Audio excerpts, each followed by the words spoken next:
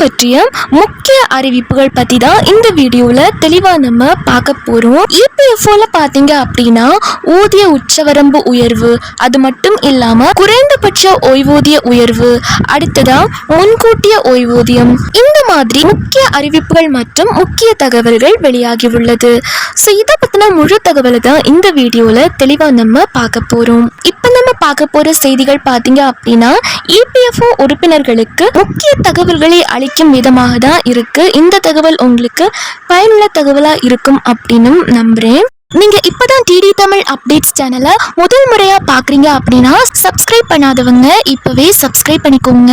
And கூடவே பக்கத்துல வர பெல் ஐகானையும் கிளிக் பண்ணி ஆல் அப்படிங்கிற ஆப்ஷனை செலக்ட் பண்ணி வச்சுக்கோங்க. ஸோ அப்பதான் நம்ம அடுத்தடுத்து போடக்கூடிய அனைத்து புதிய தகவல்களும் உங்களுடைய மொபைலுக்கு உடனே நோட்டிபிகேஷனா வந்து சேரும். அண்ட் வீடியோக்குள்ள போறதுக்கு முன்னாடி இந்த வீடியோ உங்களுக்கு பிடிச்சிருக்கு அப்படின்னா லைக் பட்டனை கிளிக் பண்ணி லைக் பண்ணிக்கோங்க. இபிஎஃப்ஓவின் ஊதிய வரம்பை ரூபாய் 15,000 இருந்து ரூபாய் 30,000 உயர்த்த நீண்ட கால கோரிக்கை உள்ளது. ஆமாங்க, 30,000 உயர்த்த கோரி நிறைய கோரிக்கைகள் பல காலங்களா இருந்துட்டே தான் இருக்கு. இது உயர்த்தப்பட்டால் ஓய்வூதிய தொகையும் அதிகரிக்கும் அப்படின்ற மாதிரி சொல்லியிருக்காங்க. நீங்க ஒரு நிறுவனத்துல அல்லது கூட்டாக 10 ஆண்டுகள் அல்லது 10 வருஷத்துக்கு மேல வேலை பார்க்குறீங்க அப்படின்னா இந்த காலகட்டத்தில் உங்களோட பிஎஃப் தொடர்ந்து கழிக்கப்பட்டிருந்தால் அப்ப நீங்க ஓய்வூதியத்திற்கு தகுதி பெறுகிறவரா மாறுறீங்க. இருப்பினும் ஓய்வூதிய தகுதிக்கு குறைந்தபட்சம் 10 ஆண்டுகள் சேவை இருக்கணும். இப்போ இபிஎஸ் ஓய்வூதியம் இஸ் ஈக்குவல் டு ஓய்வூதியம் பெறக்கூடிய சம்பளம் என்றும் சேவை ஆண்டுகள் பை 70. ஓய்வூதிய சம்பளம் கடந்த 60 மாதங்களில் சராசரி சம்பளத்தை குறிக்கிறது. இதன் அதிகபட்ச வரம்பு 15,000. ஓய்வூதிய சேவை ஊழியர் இபிஎஸ்க்கு பங்களித்த ஆண்டுகளின் எண்ணிக்கையை குறிக்கிறது. ஒரு உதாரணமா பாத்தீங்க அப்படின்னா நீங்க ஒரு ஊழியரா இருக்கீங்க. இப்போ உதாரணமா உங்களோட சராசரி சம்பளம் ரூபாய் 15,000 அப்படின்னு பாத்தீங்க அப்படின்னா நீங்க 10 வருஷம் தொடர்ந்து பணிபுரிந்திருந்தால் உங்களுக்கு 58 வயது ஆயிருச்சு அப்படின்னா 58 வயதில் மாதம் 2,143 ரூபாய் ஓய்வூதியமாக கிடைக்கும். இது உங்களுடைய ஓய்வூதிய வருமானமாக இருக்கும். இருந்தாலும் சேவை காலம் அதிகரிக்கும் போது இந்த தொகை அதிகரிக்கும். உதாரணமாக ஒரு 20 வருஷம் அல்லது 25 ஆண்டுகள் பணிபுரிந்திருந்தால் உங்களோட இபிஎஸ் ஓய்வூதியம் அதிகமாக இருக்கலாம் அப்படின்னு சொல்லியிருக்காங்க. அடுத்ததா இபிஎஃப்ஓ குறைந்தபட்ச ஓய்வூதியத்தை பத்தி பார்த்துடலாம். பொதுவா இந்த குறைந்தபட்ச ஓய்வூதியம் அப்படின்னு பார்த்துட்டோம் அப்படின்னா 58 வயதுக்கு பிறகு ஊழியர்கள் தங்கள் இபிஎஃப்ஓ ஓய்வூதியத்தை பெற தொடங்குவார்கள். வேலை இழப்பு அல்லது ராஜினாமா போன்ற சூழல்களில் 50 வயதுக்கு பிறகும் ஓய்வூதியத்தை தொடங்கும் வசதி உள்ளது. இருப்பினும் அத்தகைய சூழ்நிலையில் ஓய்வூதியம் குறைவாகவே இருக்கும். 10 ஆண்டுகளுக்கும் குறைவான சேவை கொண்ட ஊழியர்களுக்கு ஓய்வூதியத்திற்கு பதிலாக இபிஎஸ் கணக்கில் உள்ள பணத்தை எடுக்கும் வசதி கிடைக்கும். ஆகையால் வேலைகளை மாற்றும் போது பிஎஃப் மற்றும் இபிஎஸ் கணக்குகளை மாற்றுவது எதிர்கால ஓய்வூதியத்திற்கு மிகவும் முக்கியமானதாக கருதப்படுகிறது. வருங்கால வைப்பு நிதி அமைப்பால், அதாவது இபிஎஃப்ஓ ஊழியர் ஓய்வூதிய திட்டம் ஊழியர் நிர்வகிக்கப்படுகின்றது. இபிஎஸ் ஓய்வூதியம் பெற ஊழியர்கள் குறைந்தது 10 ஆண்டுகள் பணியாற்றி இருக்க வேண்டும். இபிஎஸ் மூலம் கிடைக்கும் குறைந்தபட்ச மாதாந்திர ஓய்வூதியம் ரூபாய் 1000 ஆகும். இபிஎஸ் மூலம் கிடைக்கும் அதிகபட்ச மாதாந்திர ஓய்வூதியம் ரூபாய் 7,500 உள்ளது. இபிஎஃப் ஊதிய உச்சவரம்பு தற்போது 15,000 இருக்கிறது. இந்த குறைந்தபட்ச ஓய்வூதியம் 1000 ரூபாயிலிருந்து உயர்த்தப்படுமா அப்படின்னு நிறைய கோரிக்கைகள் எழுந்துட்டே தான் இருக்கு. இதற்கிடையே இபிஎஃப்ஓ பாத்தீங்க அப்படின்னா பல புதிய அறிவிப்புகளும் வெளியிட்டிருக்காங்க.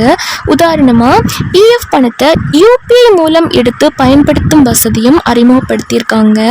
அடுத்ததா யூபிஐ மூலம் புது சேவை அப்படின்னு சொல்லியிருக்காங்க. இனிமே 2 நிமிஷத்துலயே பிஎஃப் பணத்தை எடுத்துக்கலாம் அப்படின்ற மாதிரியும் சொல்லியிருக்காங்க. இன்னும் 3 மாதத்தில் புது சேவை அறிமுகம் அப்படின்ற மாதிரியும் சொல்லியிருக்காங்க. அடுத்ததா ஓய்வூதியம் பெறுவோருக்கு இலவச சேவை அப்படின்ற மாதிரியும் சொல்லியிருக்காங்க. நெக்ஸ்ட் பாத்தீங்க அப்படின்னா தனியார் நிறுவன ஊழியர்களுக்கு குட் நியூஸ் அப்படின்னு சொல்லியிருக்காங்க. இனிமே 5 மடங்கு அதிக பணம் கிடைக்கும் அப்படின்ற மாதிரியும் சொல்லியிருக்காங்க. மார்ச் மாதமும் பார்த்தீங்க அப்படின்னா சூப்பரான சேவை ஒன்று இபிஎஃப்ஓவால் அறிமுகப்படுத்தப்பட உள்ளது. ஸோ இதை பற்றின முழு தகவல் பார்த்தீங்க அப்படின்னா மார்ச் மாதத்துக்கு முன்னாடியே வெளியிடப்படும் அப்படின்னு சொல்லியிருக்காங்க. கிட்டத்தட்ட 11 ஆண்டுகளுக்கு மேலாகவே இந்த ஓய்வூதியம் உயர்வுக்காக நிறைய பேர் காத்துட்ருக்காங்க. இந்த குறைந்தபட்ச ஓய்வூதியம் மாதத்திற்கு 1000 ரூபாயிலிருந்து 2500 ரூபாயாக உயர்த்தப்பட வாய்ப்புள்ளதாக ஏற்கனவே சில தகவல்கள் வெளியாகி இருந்துச்சு. ஆனால் அது உடனடியாக எதுவுமே உயர்த்தப்படலை.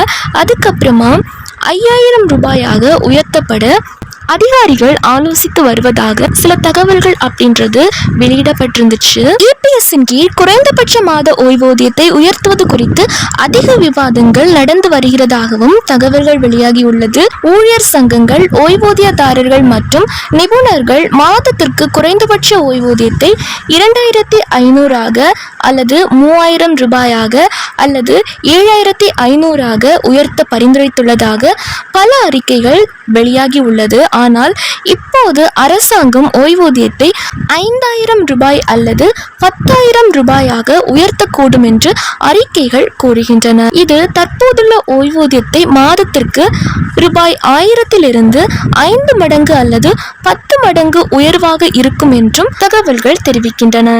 இபிஎஃப்ஓ ஒரு பெரிய சீரமைப்புக்கு திட்டமிட்டு வருவதாக தெரிகிறது. இது ஓய்வு பெற்ற லட்சக்கணக்கான தனியார் துறை ஊழியர்களுக்கு கணிசமான நிதி ஊக்கத்தை அளிக்கும்.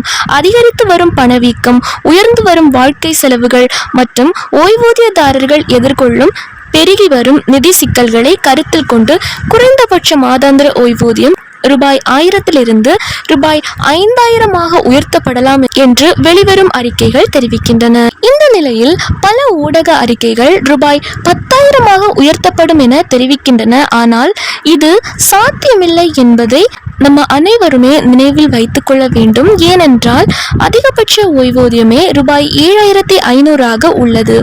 இந்த நிலையில் குறைந்தபட்ச ஓய்வூதியத்தை அதிகரிக்க வேண்டுமானால் அதிகபட்ச ஓய்வூதியம் மற்றும் ஊதிய உச்சவரம்பை அதிகரிக்க வேண்டும். ஆகையால் 10,000 ரூபாய் ஓய்வூதிய உயர்வு சாத்தியமில்லை என்றாலும் ரூபாய் 5000 குறைந்தபட்ச ஓய்வூதியம் சாத்தியம் என்றே கருதப்படுகின்றன. இந்த ஆண்டு பட்ஜெட்டின் போது அல்லது அதற்கு பிறகு இபிஎஃப்ஓ ஓய்வூதியம் குறித்து ஒரு முடிவு எடுக்கப்படும் என்று வட்டாரங்கள் தெரிவிக்கின்றன. கடந்த 11 ஆண்டுகளில் பணவீக்கம் வேகமாக அதிகரித்துள்ளதாகவும் அதனால் செலவுகள் உயர்ந்துள்ளதாகவும் ஓய்வூதியதாரர்களும் ஊழியர்களும் வாதாடி வருகின்றனர். இந்த நிலையில் பிப்ரவரி 1 தாக்கல் செய்யப்பட உள்ள பட்ஜெட்டில் அரசாங்கம் இது குறித்த முக்கிய முடிவுகளை வெளியிடலாம் என நம்பப்படுகின்றது. இபிஎஸ் ஓய்வூதிய உயர்வு குறித்து அரசாங்கம் அதிகாரப்பூர்வ அறிவிப்பை வெளியிட வாய்ப்புள்ளதாகவும் தகவல்கள் வெளியாகியுள்ளது. எனினும் மத்திய அரசின் ஒப்புதலுக்கு பிறகே இறுதி முடிவு செயல்படுத்தப்படும்.